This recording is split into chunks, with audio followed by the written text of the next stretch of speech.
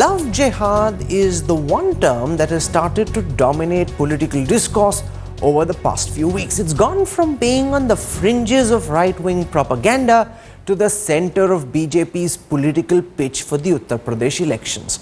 But does love jihad really exist, or are the charges being drummed up for political gain?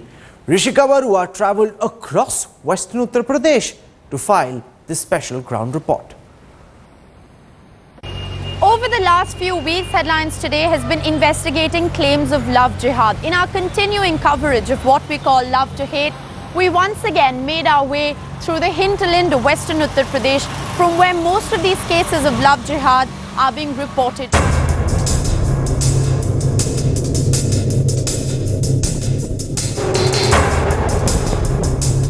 In 2004, Meerut woke up to the scars and pains inflicted on Bhavna when a jilted lover threw acid on her. मैं दीदी के साथ market गई थी। Market से आई तो घर के सामने किसी में एसिड डाल दिया और कहा कि मेरी नहीं होगी तो किसी की नहीं होने दूंगा। Bhavna is a Hindu, her attacker a Muslim. The case branded as love jihad. The Janhit Krantikari Sangathan adopted Bhavna's fight, aided and funded her treatment, and gave Bhavna another shot at life. But it was this case that initiated the discourse of love jihad on the streets of Meerut. 2005 में हमने इस मुद्दे को उठाया और हमने सड़कों पे उतर के जो लड़कियों की जो प्रॉब्लम थी, उन्हें लड़के छेड़ते थे, उस पे हमने काम करा और हमने 2-4-5 दिन के अंदर अंदर ये सामने आया कि जो लड़के थे वो अधिकांशतः जो है मुस्लिम निकलते थे।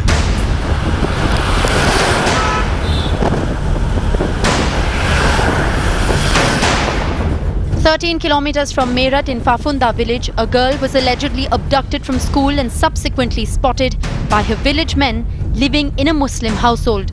The family alleges she was kidnapped and forcefully converted. A Meerut court is yet to seal her fate." ये बताया गया था कि उन्हें जाति धर्मांतरण भी कर लिया और निकाह भी कर लिया। ये आपको किसने बताया?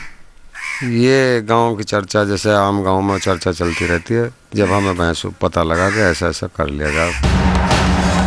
Victims are reluctant to tell their stories and admit to falling in love.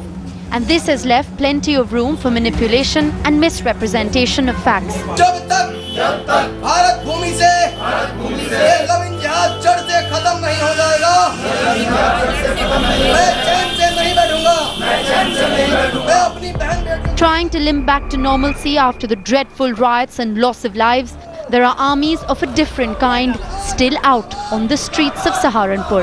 Love जहाज बंद करो, बंद करो, बंद करो। कार्रवाई न होने के कारण लोगों में आक्रोश पैदा होता है, जुनून पैदा होता है। लोग अपनी बहन बेटियों की रक्षा के लिए, हमारे इतिहास में जिंदा चिताओं में हमारी बहनें जली हैं, उनकी रक्षा के लिए हम जान दे भी सकते हैं, जान ले भी सकते हैं।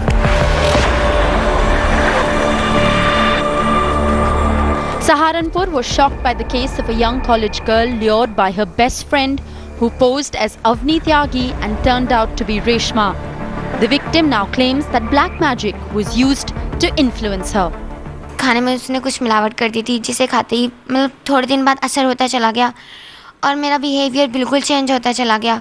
मैं अपने घर वालों से लड़ना, उनसे बोलना, उनसे ना बोलना, मतलब हर तरीका उनका अपनाने लगी, जैसे मोहम्मदन धर्म में अपनाया जाता है। There is no duped matrimony and no apparent forced conversion. Yet the fringe continues to cite these cases as examples for propagating the theory on love jihad. Love जहाज बंद करो, बंद करो, बंद करो। There are many in power who acknowledge that crime against women is being given a communal color in the name of love jihad. Do you believe that crime against women is getting an increasingly communal picture? Yes, of course. Yeah, certainly. I think that is happening. That is a trend that we can see from all the recent incidents. That's very easy to say from that.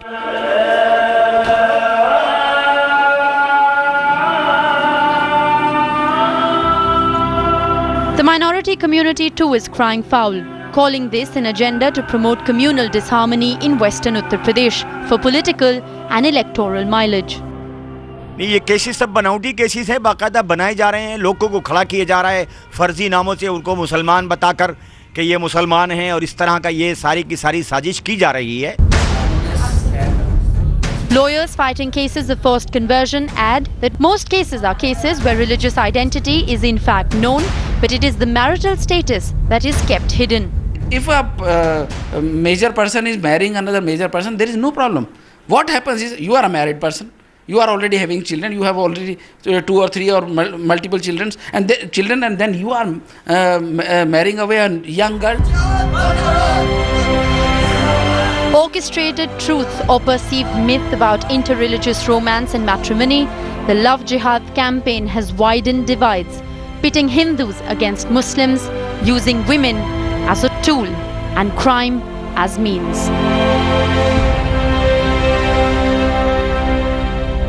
Crime against women in Western Uttar Pradesh is increasingly being given a communal color in an attempt to polarize an already deeply divided Western Uttar Pradesh.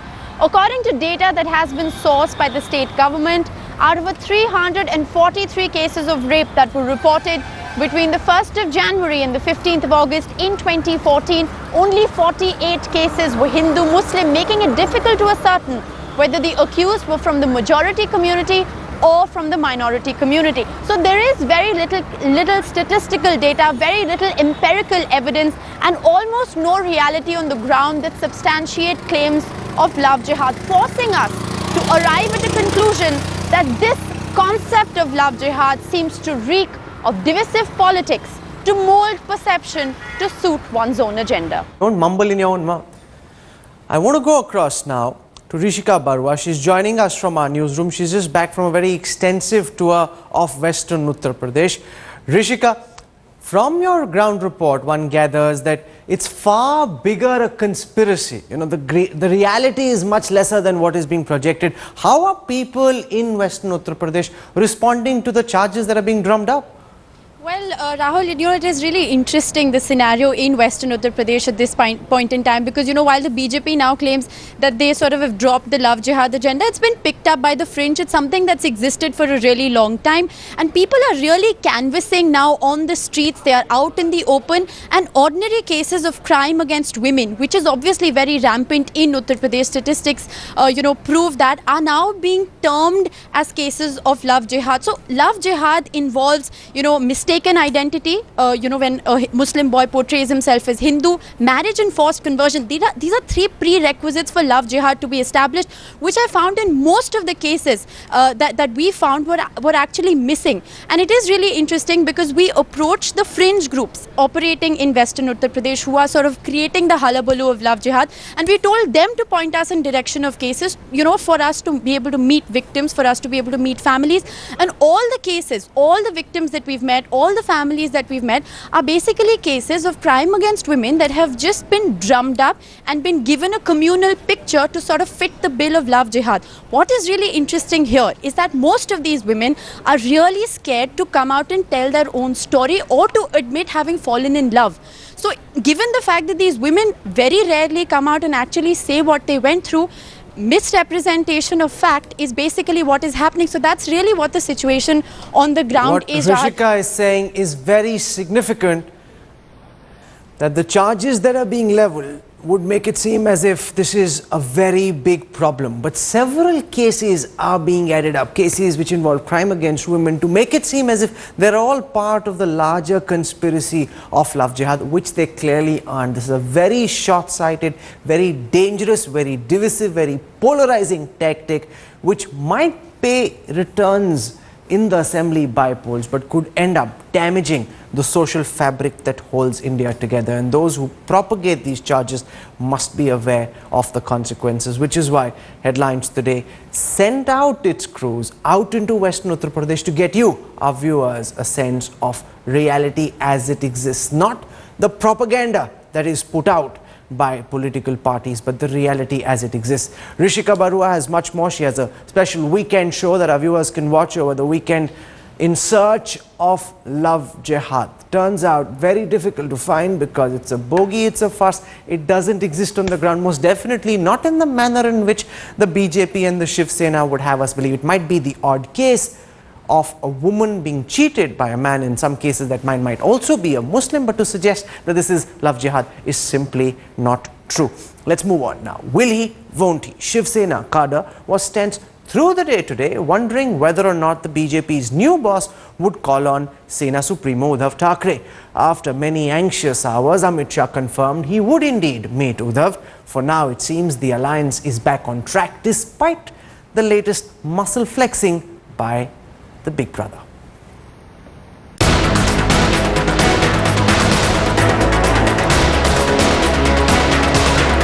BJP's master strategist on his first visit to Maharashtra as the party big boss.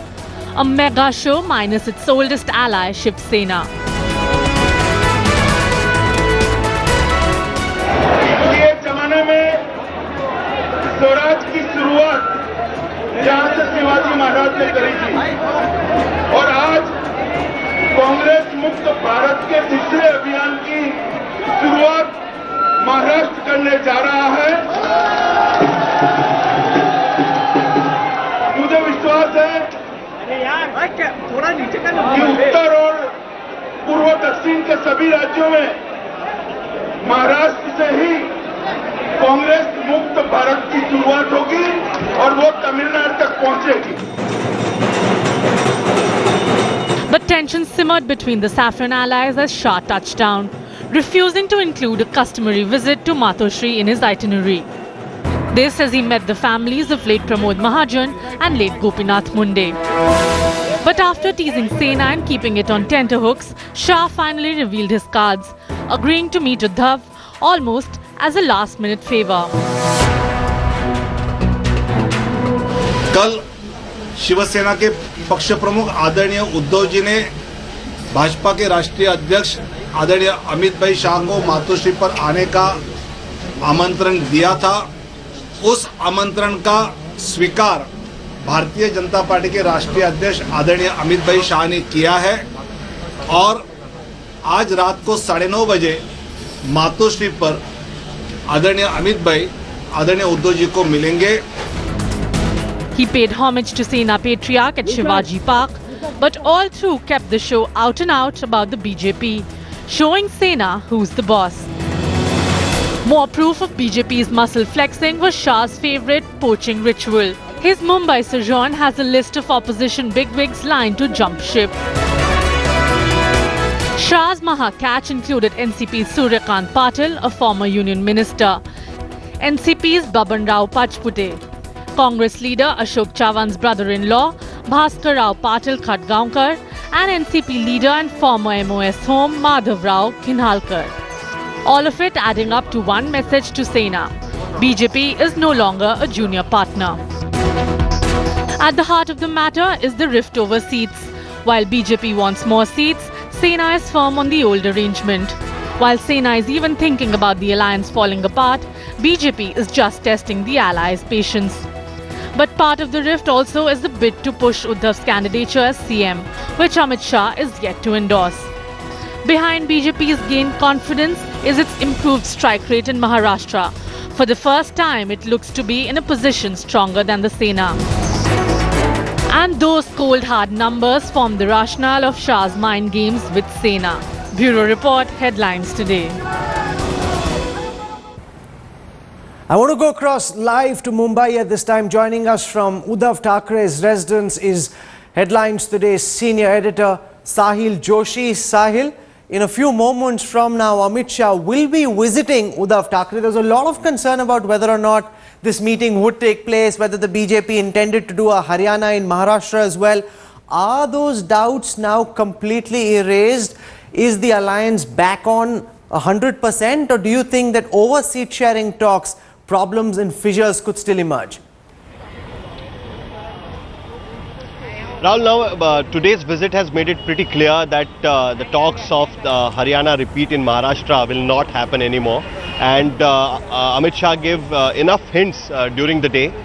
In fact, when he reached Mumbai, the first reaction he gave, he spoke to the BJP workers at the airport. He clearly said that there will be an alliance government in Maharashtra, and most importantly, he included some programs which was not actually in his program. Like he went and visited Balasaheb Thackeray's memorial at Shivaji Park, even visiting Uddhav Thackeray's residence in the night was suddenly added program in his schedule. It was not pre-decided program of Amit Shah, and he gave a clear hint that in Maharashtra they will need Shiv Sena if they want to get in power, and it will send a wrong message to people if the alliance with the Shiv Sena does not materialize on the issue of seat sharing. But yes, he made it clear to his party workers that BJP will no longer take the lower position.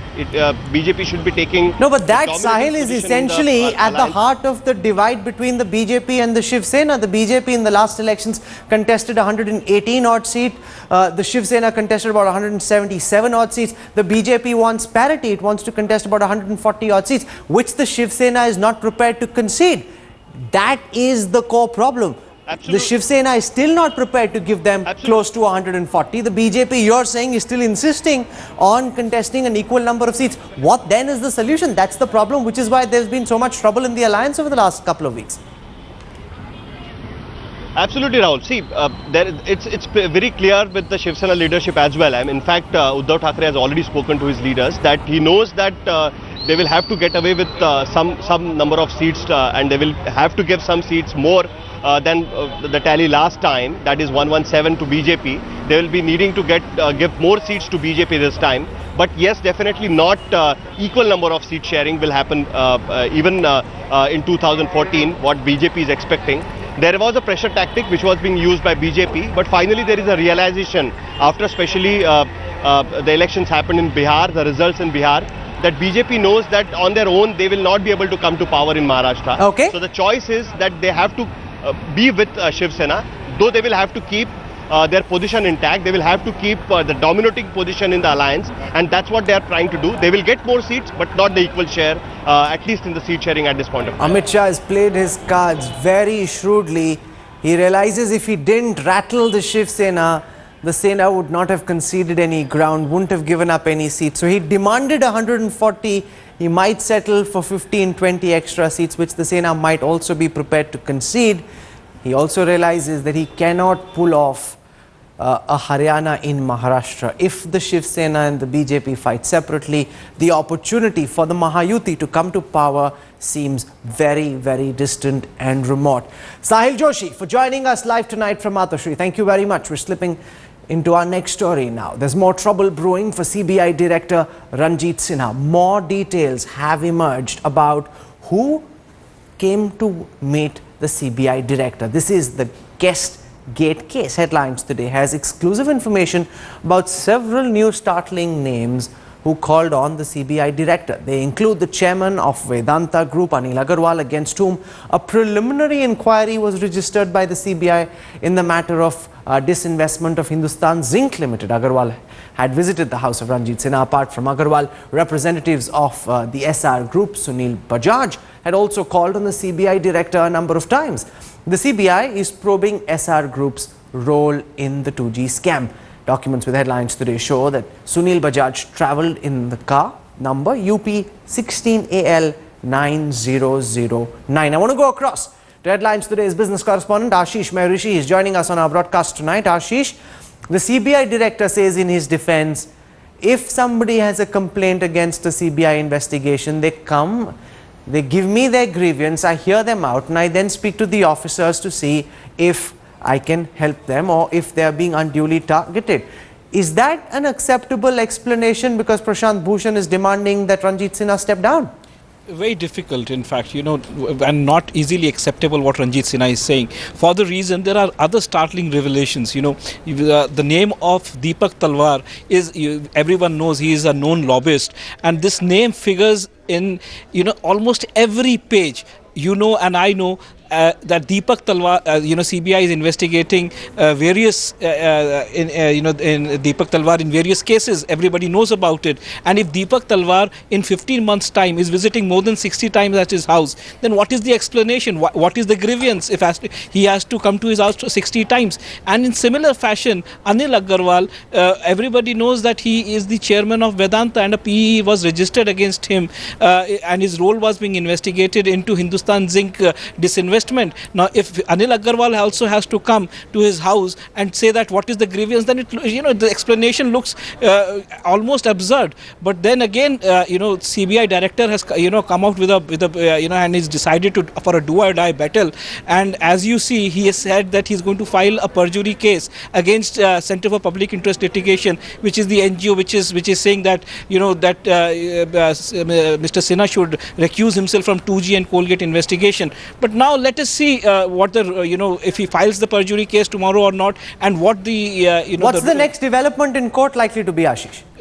Well, if you see the court's investigation, the way court has said today, if you would have seen, the court had very clearly said that they're not going to stop any media, barring media from any coverage. But as of today, now on Monday, they've said that they're going to hear out the argument of Mr. Sinha's lawyer, and then they're going to come out with a detailed order. So let's see what view the court takes on Monday. Well, this is not as simple as Ranjit Sinha would have us believe. There is absolutely no reason for people who are being investigated by his officers to be meeting the director as often as they have been. He's not denying the veracity of the diary reports that Prashant Bhushan has put out. He's only suggesting that he doesn't know who's been maintaining this diary. He believes he's being snooped on. Regardless, the fact that he's been meeting representatives of accused in various cases under CBI investigation is highly suspicious. We now wait to see what the courts direct the CBI director to do next. Prashant Bhushan says he must resign. The director says he's prepared to recuse himself in the Colgate investigation. Is that enough? We'll let the Supreme Court decide. Ashish Mehrishi for that report tonight. Thank you very much.